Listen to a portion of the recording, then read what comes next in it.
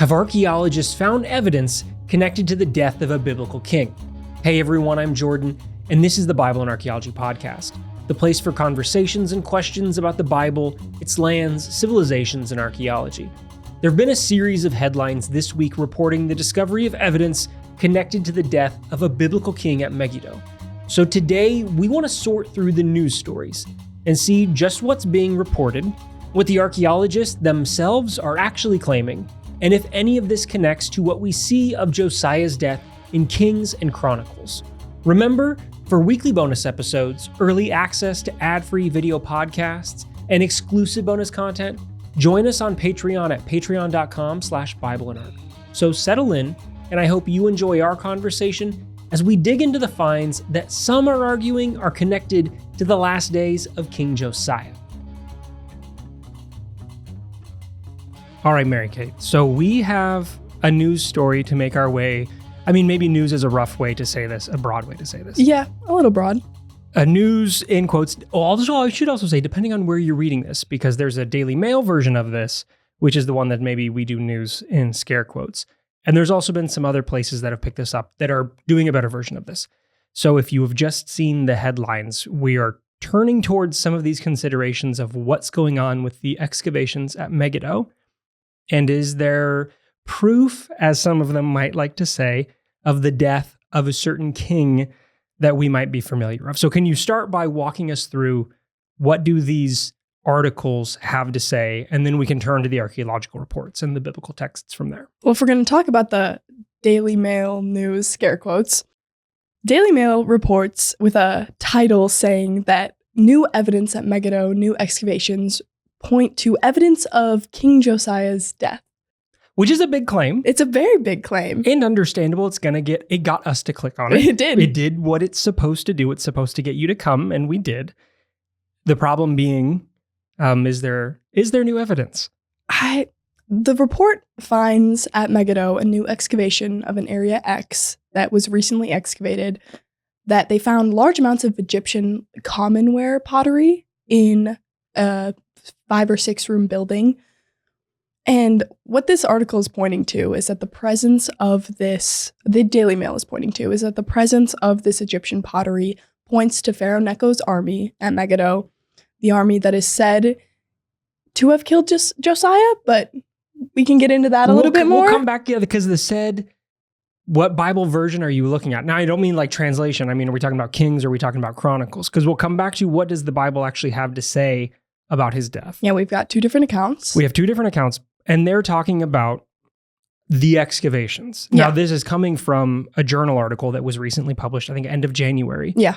That is going through some of the finds from seasons of 2016, 2018, and 2022, I want to say, of the seasons of excavations at this area X that they're working through. Okay, so we've got commonware pottery. Yes, Egyptian and Greek. Egyptian and Greek, right? That's right. Egyptian and Greek commonware pottery. And if you're just hearing this and you're thinking, I thought they said we found proof of, something related to the death here. Is there anything that is death related with what they're talking about in the finds? From the report, there is nothing that is directly pointing to King Josiah or his death at all. It's more about the goods found at the site at Megiddo. Yeah. So a claim that doesn't have anything to back it up from Daily Mail. Right, and we're hedging here strongly, or trying to. Yeah. This is the way the Daily Mail is presenting this. And they're fairly representing this is the pottery that's found. That part, right, if you go and read, we always recommend go and read the actual article itself, what came out. As usual, unfortunately, right, it is paywalled. It's within an academic journal, and so it can be hard to find that publication. But it's titled Josiah at Megiddo, New Evidence from the Field. It came out January 2025, Scandinavian Journal of the Old Testament. This is the article that these publications are pointing to, saying, hey, archaeologists have said in this thing, and now, because it's paywalled, we're going to summarize it for you. Some of them do it more responsibly. Like Haaretz? Than others. Yeah, because Haaretz has a version of this as well, which is, if you're putting it next to the Daily Mail, is more responsible. It's also longer. It does more of the history breakdown of things. So if you're just looking for the summary version, because you don't want to buy a subscription to this journal article or you don't have the library access, that's the one that you should probably go to. So we have pottery, Egyptian pottery, some Greek pottery. Nothing explicitly connected with armies. No. Nothing explicitly connected with King Josiah. There's no claims, as sensational as they might be, for a name being found. None of that is here. And so we do have what is often the norm with the archaeology of what's maybe boring, right? It gets looked at as boring. It's not. This pottery is unique. As they talk about, this is the most of this kind of pottery found in the region at this time. Yeah. And so that's a significant change. It also matters because of the way Megiddo had been excavated in the 20s, where it was the old-fashioned version of dig it all up.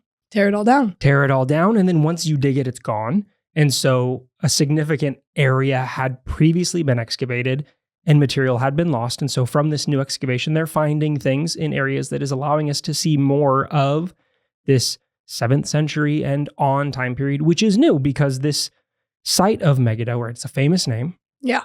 It's also very important in the region because of where it is physically, like where it sits on the trade routes, and its connection to things like the death of King Josiah. Also, it's connected to the death of King Ahaziah.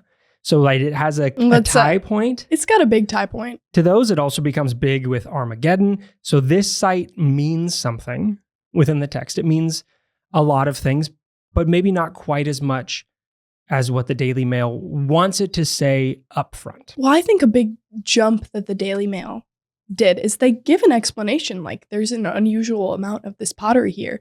But they say, therefore, the most likely explanation for its presence at Armageddon is that it was brought there by Necho's army and later abandoned. Yeah. Which, if you're looking at the report, it's not a crazy claim, but just the way they're phrasing it, the researchers concluded this doesn't tell us much about the death of Josiah, but it explains the presence of a military, which could be something. Yeah, so this is, if you then turn towards, right, what are the archaeologists claiming in their dig report?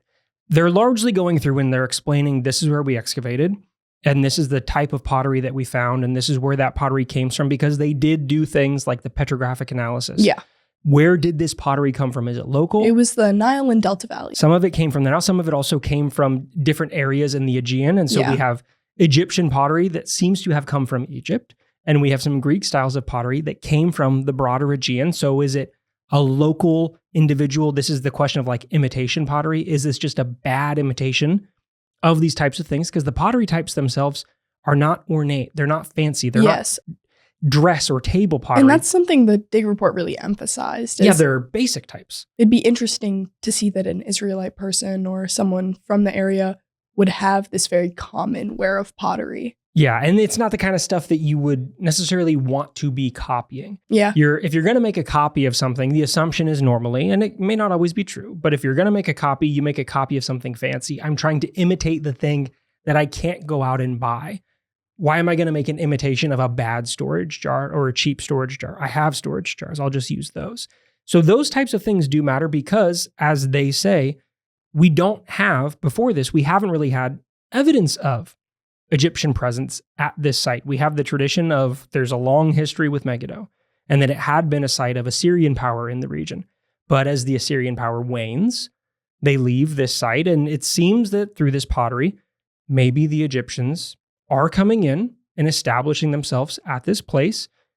How far in advance of Pharaoh Necho's campaigns in? That's something that's harder to tell because archaeology always works in these larger spans of time. Yeah. That rarely does something come in with like, oh, this is the exact date. That's not the way this stuff normally works, which is what people want it to be. Yeah. And sometimes what it gets described as being. But they're saying that there's this process of pottery buildup, because this is also something that happens over a long period of time. In order to have the numbers of pottery types, you have to have this development of layers and remains. And so they're identifying, okay, here in this layer, we have stuff from the late 7th century that is seeming to indicate the presence of Egyptian and maybe Greek. They tag them as mercenaries at this site. That does align potentially with a version of how we see King Josiah's death happening, depending on what text you want to read. But the archaeologists themselves are not saying we found proof of King Josiah's death. Yeah. The Daily Mail, when you actually read it, they don't claim. They also don't claim. They want to say it to get you in. Yeah. They say it to come through because right? You see it just like we did. And we say, you're saying you found what? And then we click on it and then you read it and you go, okay, so once you get a little ways in, you're backing off of that. Yeah. Which is understandable in the way they're trying to drive traffic. They're trying to sustain themselves. Well, it's a big name, Josiah. Whether they should be doing this or not, then you get into the debate of, okay, how are you using the work of the archaeologists? Are you fairly representing their work when you are saying this thing about them and then walking away?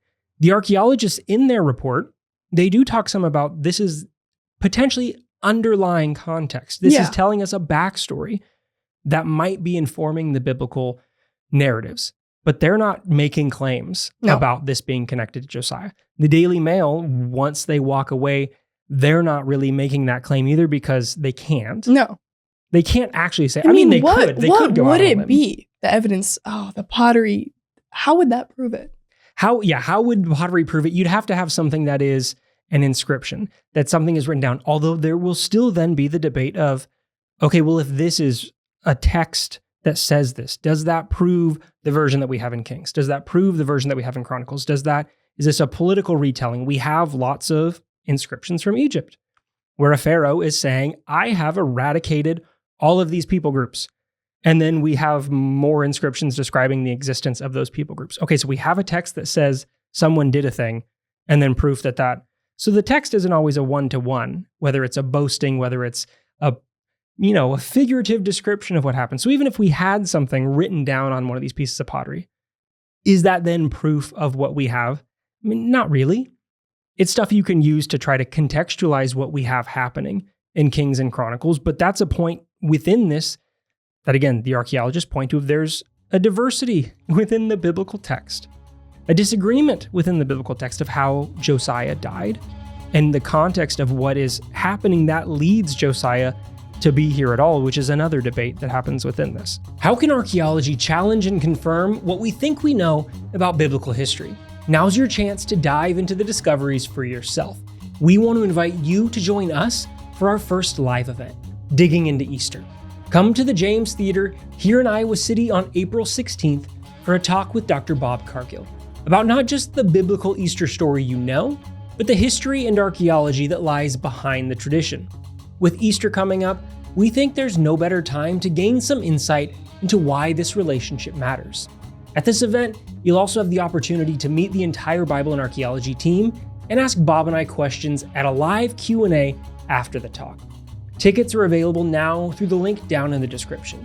If you don't live in Iowa City but are interested in participating, join us on Patreon for access to a patrons-only live stream of the event.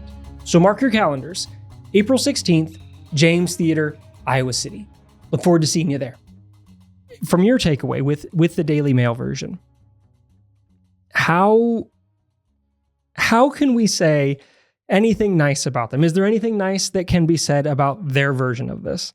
I mean, they are reporting similar to Haaretz once you get deep into after all the ads, after all the weight loss ads and all those things. After all the mid-roll ads in their article. Once you get through that, they are reporting this is what was found, and they are going against their own title. But I wouldn't use Daily Mail. I mean, yeah, we don't recommend using the Daily Mail for basically anything. No. Have we talked about them before, and will we talk about them in the future? Yes, because they love to get into this lane. Yeah. And they maximize. If you can use a headline that says you proved something from the Bible, everyone's coming up. We came over, like you said. You're going to come over, and whether you actually read all the way down and get past the ads, then as a part of how am I structuring this article? Oh. What am I going to put where? And I know readers only get so far down. So I will then bury the lead, right? Oh, once I get to the point where they say something like, while this new evidence does not tell us much about the details of Josiah's death, it does. Okay, right. So your article title was this. Now, when you get further down, you do say this, and then they lead on to, it does point to Necho's military presence at Megiddo around that time, bringing experts one step closer to understanding what took place on that ancient battlefield. Okay, so then we're getting closer to some of what the real publication had said, which is this gives us a background context. So should we talk a little bit about the historical context of why Necho's army would have been at Megiddo? Let's get into that, because if you're looking for a version that does talk through some of this, as we've mentioned, the Haaretz version does do some of this, explaining some of what's going on in the region. And if you're just coming from maybe a biblical background with this, where you know these names and you're thinking of the King's version, it doesn't give you a lot of this. Chronicles also doesn't give you a ton of this as well. But in the why is Necho doing any of this? Why is Josiah doing any of this that leads to this happening? The archaeology can't tell us that part, right? No. We find pottery. That's great. It gives us the historical context, or there was someone here. It can't tell you the motivations. Motivation's always an impossible thing to prove, of what is the reasoning for Necho coming in. They may say a reason, or for Josiah doing this. Chronicles might give us a reason, but that's Chronicles' version of Josiah's reason, not Josiah's reason, if Josiah had a reason at all. So within this, Pharaoh Necho comes to the throne 610, 609. Yeah. Right? The dating always gets a little muddy.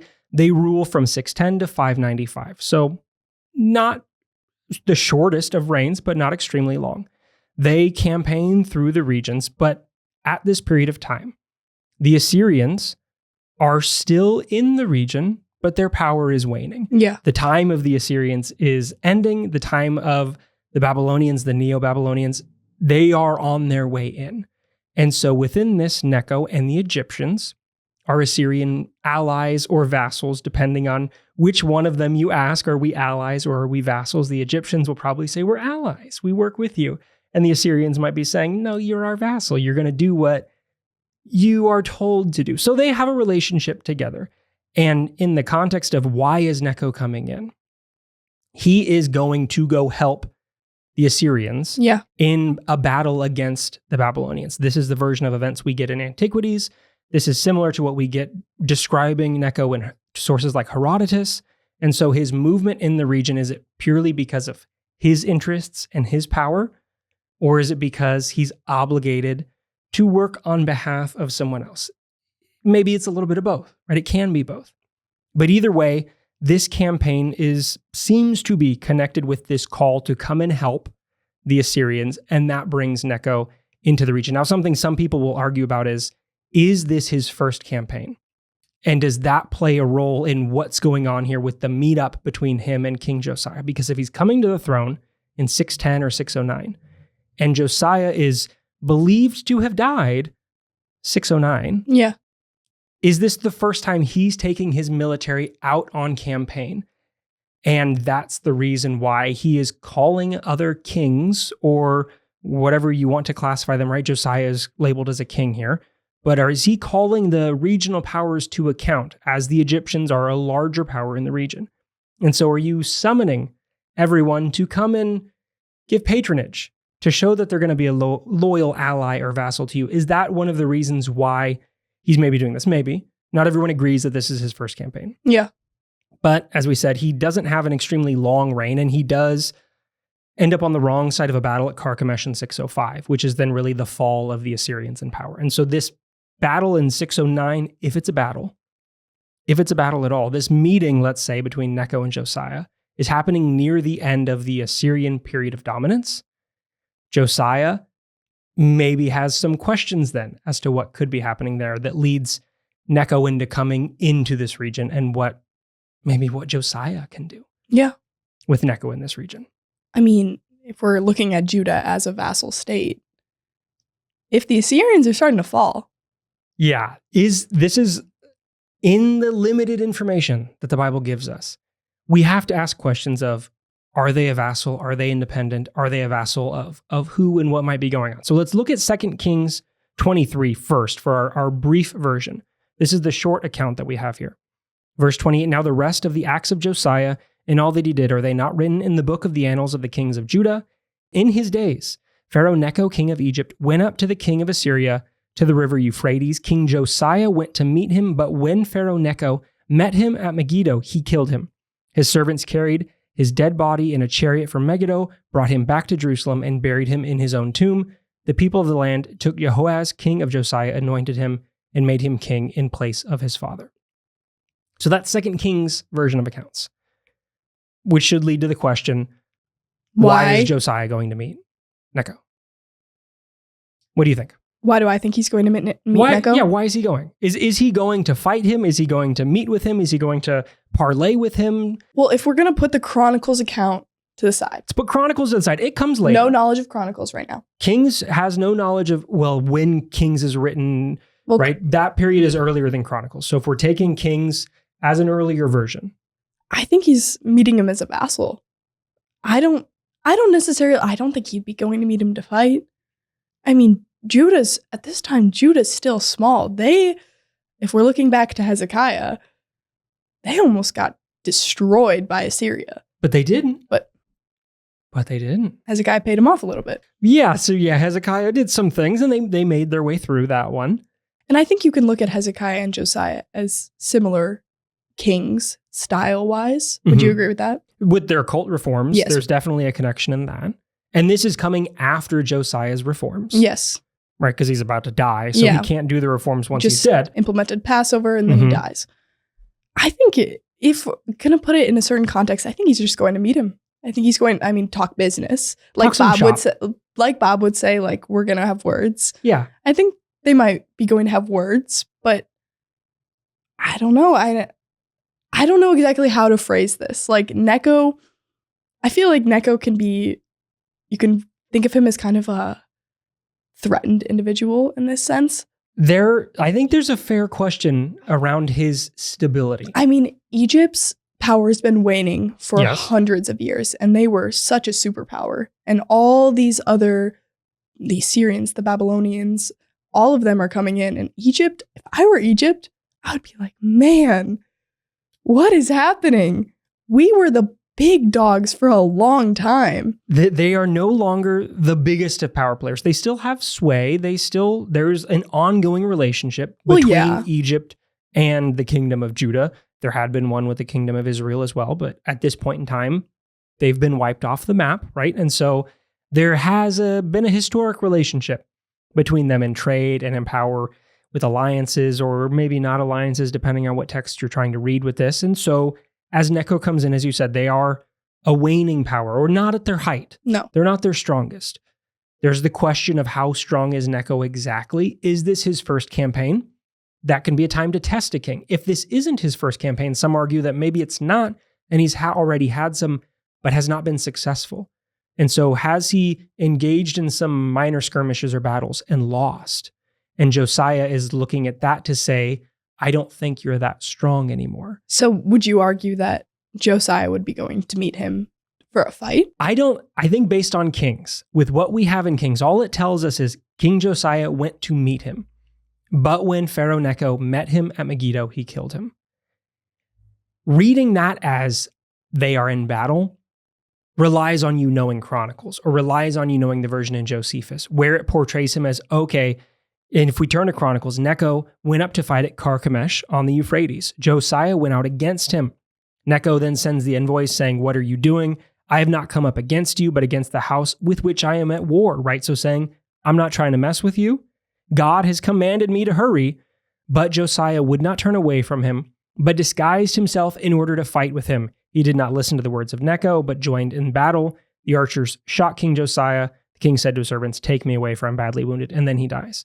So we need the Chronicles version and the Josephus version, which repeats Chronicles, to have this scene of the battle and the coming out and Necho saying, no, don't fight with me. I'm not fighting with you. If we're just looking at Kings, I think it does feel like that, whether it's his first campaign or not, if he's a new king, he's calling the houses into accord to say, what's our relationship? Yeah. We need to define how we're going to do things here. And I am maybe not as strong as I've ever been, but I am still stronger than you.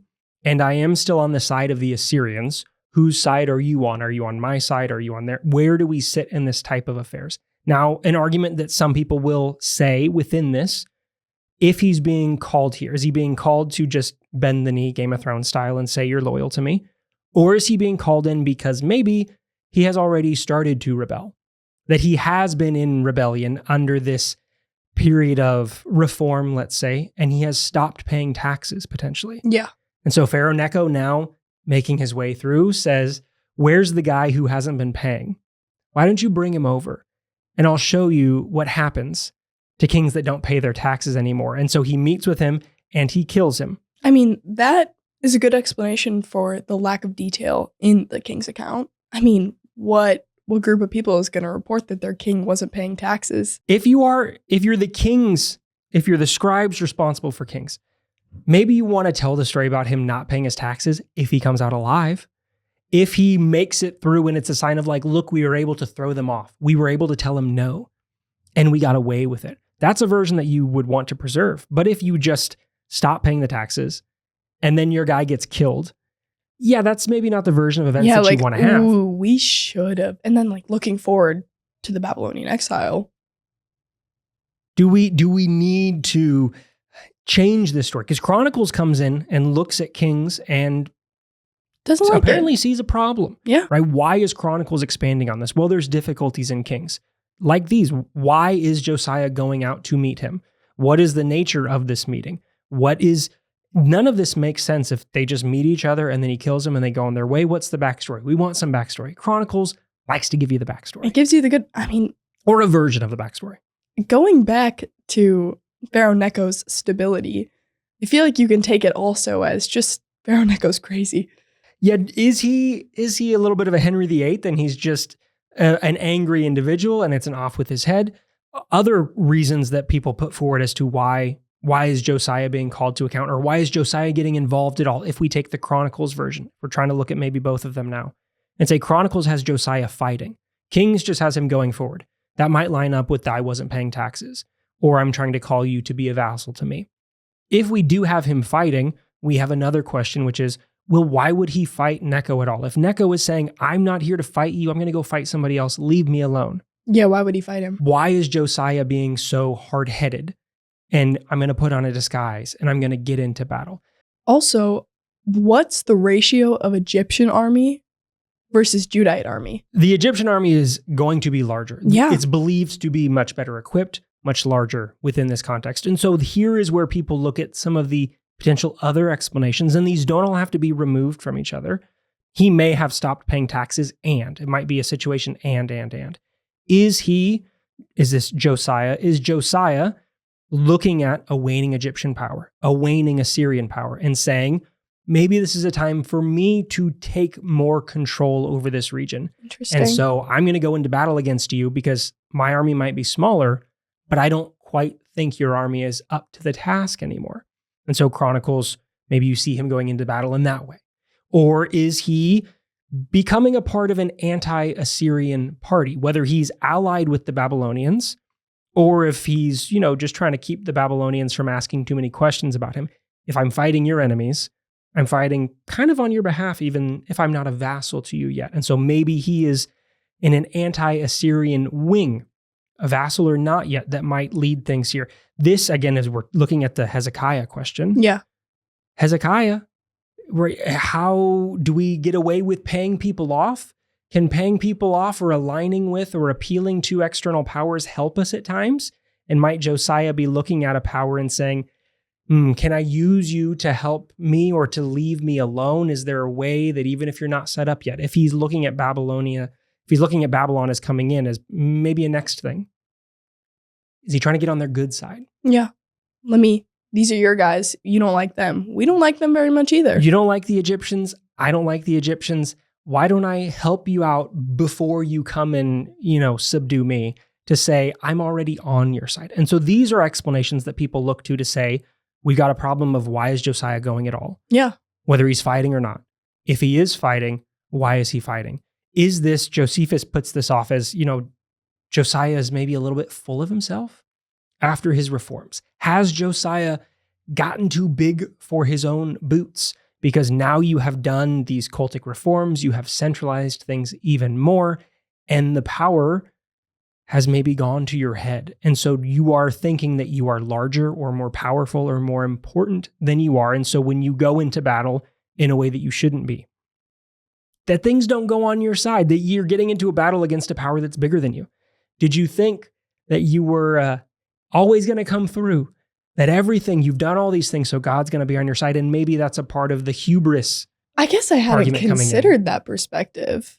I mean, you read about Josiah's reforms, That's a good way to think about it. I think I like that. And Josephus is leaning into like Greek styles of literature when he's talking about this, where hubris is one of these common traps that people can fall into in broader Greek literature. And so is Josephus just reading that onto the story of Josiah, or identifying within the story of Josiah a theme that might be there but isn't drawn out quite as much in some of these other texts? I do think if you're looking at the Chronicles version, when Necho is saying, God has commanded me to hurry, cease opposing God who is with me. This is language that if you're talking to, in the context of the Hebrew Bible, the centralizing king, it's like, why is Necho is talking to your God? Right, there should be a question It's on like that. Cyrus. And exactly. And then now Josiah, why aren't you being a part of this? Well, maybe because you were, right? Josiah is a gold star king in the Hebrew Bible. But does that go to everything that he's done?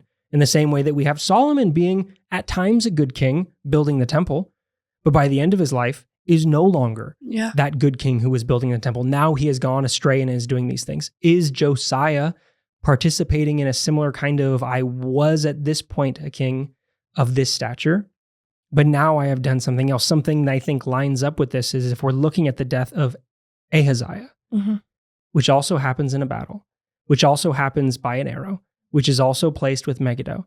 And Ahaziah is not a king that's looked on exceedingly favorably. He's the son of Athaliah. Yeah. And so within Chronicles version, when it's adding in details, why is it adding in details that parallel the death of another king? Are they just the same? Maybe they happen to have died in the same way, a king in battle by an arrow. That can happen. Coincidence, possibly. Or are they trying to lean into some of that Josephus hubris, maybe everything isn't on the up and up with Josiah anymore version, and saying, we should ask some questions about this. We're not going to talk bad about him. Chronicles isn't coming in and they're saying some things that maybe you should ask a question of Josiah's position now, but they don't come in and say, and Josiah has fallen out of favor, and Josiah has become an evil king. They don't go that far. Well, they might lead you to water. I feel like, at what extent can a king during their entire reign be good? I mean, if you're looking at playing the devil's advocate here, Josiah's reforms for monotheism, huge, big. What's the flip side of that? It helps him a lot. It helps him a lot. Monotheism, in this context, uniting people under one deity, gives you a lot of power. Well, and not just uniting them under one deity, but centralizing the places of worship as well. The cult centralization of Josiah into Jerusalem, which is going to... economic stability. The priestly class, all the centralization of this is so much more political. Yeah. Than, I mean, it is religious as well. It is. There is a religious side of this, but trying to remove the religious from the political within the context of what Josiah is doing, he's throwing out all kinds of priests. He's destroying the places where priests work. There's going to be a lot of people who are mad. Yeah. There's a lot of people who are happy. Yeah. The ones in Jerusalem who come out on the right side of this reform, who benefit from this reform. But, you know, when Chronicles tells us that he died and all the people mourn, and so they speak of Josiah in their laments to this day, well, that might be some of them. Maybe. There are others who maybe are not quite as mournful because of how they've been left out of this type of centralization. But can a king ever be good their whole life through the span of the Hebrew Bible? Even the kings that get the thumbs up, like a Josiah, a David, still do things that, this part of them, maybe not ideal. But how much can we speak negatively to that aspect? And so is this a reason why does Kings have a shorter version? Is it because he was brought there because he had been out of line and he's getting called to account and there is no battle and he gets killed, he gets beheaded, he gets whatever. All we're told is that he killed him. We don't get told how. Yeah, and then his in body goes Chronicles, back. We get the arrow. And so if we have a minimal version, is it because there is no battle? Or, right, the other side of it is Kings not telling us a fuller version because they are closer to King Josiah in composition, and maybe there's still more respect or protection around that tradition, and they're uncomfortable saying some of what Chronicles is doing. Chronicles is a later text. normally it does make lots of additions and explanations, and it smooths things out. So when it's adding something in that speaks negatively about Josiah, is it because they need to explain how this good king ended up dying in this way? Or is it because they're bringing in a tradition that they're now allowed to talk about that kings wasn't allowed to talk about before? I also think if we're gonna, I love the Babylonian exile. So looking forward to the Babylonian exile and the composition of these texts. If when this was composed during potentially the exilic period kings, I'm talking about, if we have an explanation for why we got destroyed, we need an explanation for why Josiah died. But like you said, maybe this doesn't portray what we're trying to portray as our people is really good. So we're going to cut it out. We're not going to write down. We're not going to include that. Just, he died. Got to write that down. The composition phases and debates, because when is Kings Chronicles is its own thing. Like, when is Kings coming in? It normally gets placed 7th century, like for the starting of these things. Yeah. When does it reach those final redactions? When is the Deuteronomistic historian finishing this stuff up? Exile is a time where that's usually seen as all these pieces coming together. So how much of this is old tradition? How many of this is reworked? And then in conjunction with Chronicles, there's so much back and forth within those types of things. Way too much. It gets really complicated. But I do think that there is, I like King's version more because it's short. Yeah. And it feels in the ambiguous way that we're uncomfortable talking about this, but something happened, we have to say it. Chronicles feels like an expansion that's drawing on the death of another king, and maybe we're repeating some of these pieces to explain, how did Josiah go from the reformer, the centralizer, to dead? If Josiah is doing all this stuff that is in the benefit of the God that Josiah is serving, how does Josiah end up dying in battle? Well, it's because Josiah is involved in a battle that Josiah shouldn't have been. And now we have an explanation, and okay, Josiah had been doing good, but now isn't. But in the back of my mind, it just feels like that kind of story where, where maybe it's the 1960s and you're writing about the royalty in England, and there's certain stories that just cannot be published. And that part is never going to make the newspaper until it is now 2020. And now there's the TV shows, and now there's the retellings where, hey, this is the context behind what happened at that event. This is the part that wasn't allowed to be printed. That kind of thing happens now. Yeah. So is it possible that that's happening in Kings and Chronicles? Maybe. We can only speculate. Does the archaeology of Megiddo that they just found, does the pottery, does the presence of Egyptian pottery or Greek pottery that might be connected to mercenaries prove why Josiah got involved? No. Does it prove why Pharaoh Necho was there? No. Does it prove how Josiah died? No. Does that mean that the presence of that pottery is not important? No. No, it is important. It does matter. It's important to tell us that, they're there. Yeah. There's an Egyptian presence that is there. So that type of stuff as a historical background does matter. Now, I think before the comment comes in that they're like, well, they also found a scale of armor. Yeah, just a single scale. There was a scale of armor that was found. Yes. Does that prove the presence of an army or that a battle? No, that doesn't either. Does it lead to more of the context? Yeah, because the archaeologists think that, is there a garrison potentially stationed here? Is there a connection with some type of Egyptian administration? These are possibilities. It's hard to pin one specific thing down. They're going to continue to do research. The theory that they propose in their longer report, right? We've got a historical background. They know there's the question of Josiah. They say what they think is most likely is that he had rebelled and potentially stopped paying taxes following the death of the earlier pharaoh.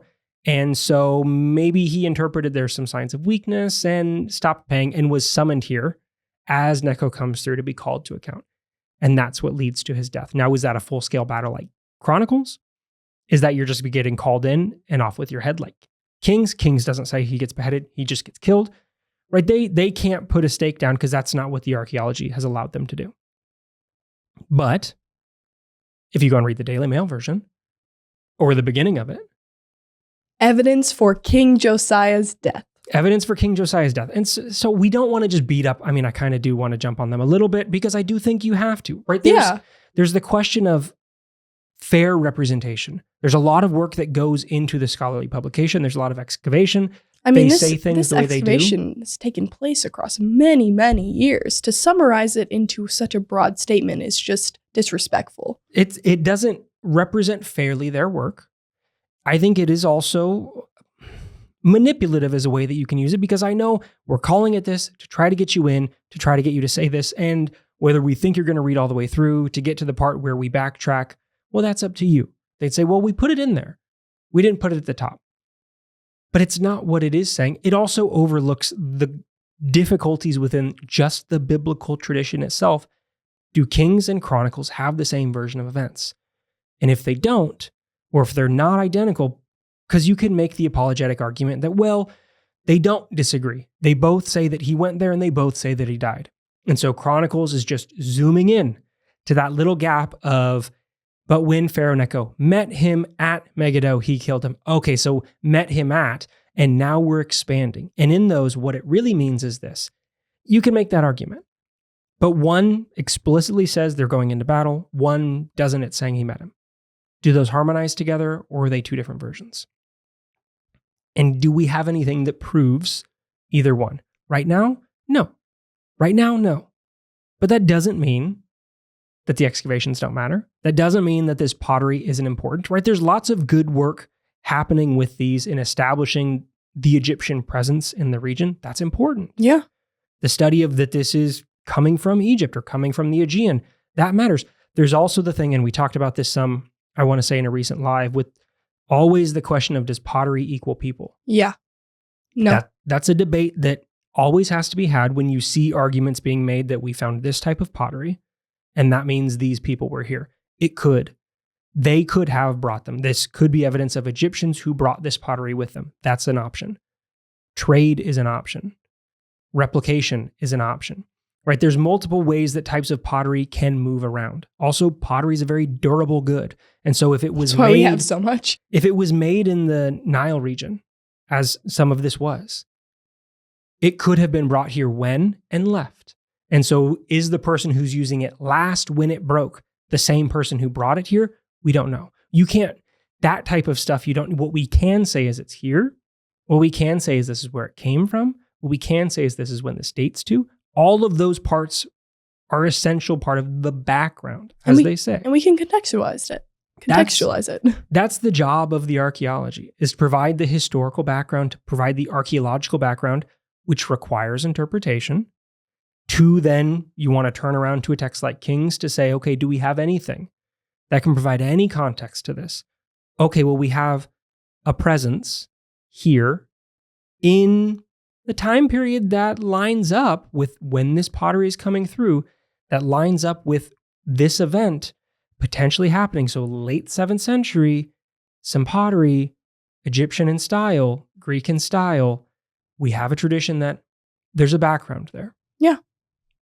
But it doesn't give us the full version. It doesn't give us the Game of Thrones version. Doesn't give us the Daily Mail version. It definitely doesn't give us the Daily Mail version. If it did, then we would talk about that too, right? We're not here just to like say, and look at all this stuff that disproves it. No, there's valuable stuff with that.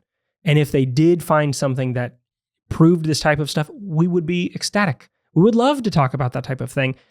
Not because it's never going to prove all the way, all of everything. It's how much background can it give us? That's the type of stuff that we care about. Yeah. If we didn't address a part of this, because inevitably we didn't go through line by line, right? Daily Mail, we're not doing an editorial read of everything that they said in this. So if there's a part of this that we didn't touch on that you are interested in hearing more about, leave a comment, let us know. If there's a part of this that we missed, leave a comment, let us know, because in the same way, we didn't go line by line. I mean, we've read through it, yes, but here, every line of the archaeological article of here's everything they said, because there's a lot of good information there. I would recommend reading it. I'll put the link down in the description. But again, it is a paywalled journal article, and so you might have difficulty getting to it. If you want to choose to pay for it, if you have a way to get access through an academic institution or a partner institution like that you can go in and read it, I would highly recommend it. Yeah. If you can't, the other thing you can do is, if you're really interested, you can email one of the authors and see if they have a copy that they would like to share with you. Don't flood their inboxes, but sometimes people are interested or willing to do that because they know this goes behind this place and then people can't get it, but people might be interested into it. Some people are willing to share that kind of thing. If they have a copy, Some people say no. So you can ask. It's always a thing you can ask. Anything we didn't touch? I don't think so. I mean, we did a little bit more of the background. We did. Yeah, I think there's a lot of background, which does feel like the part within this. If you're reading the Daily Mail version, what doesn't it do? It doesn't really do the background. Yeah. Because the background is largely complicated and muddy. And how are we sifting through this? So your Spark Notes, your too long don't read version of this. Yes, they found pottery. It's Egyptian. Yes, there's pottery that is Greek. Does this prove this? No. It gives a background.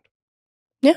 All right. Well, for all of us here, that's this week. We hope that this helped answer some questions and gives you a place to potentially point some people to as inevitably this story gets picked up by more people, because Daily Mail has done their version and then there will be the derivative versions that spin off of that. And so we wanted to do this close to when this came out so that as people are looking for the context here, there's some context here and then the redirect to where you can go and read the fuller version of that first publication. But for today, for all of us here at Bible and Archaeology, I'm Jordan. I'm Mary Kate. Until next time.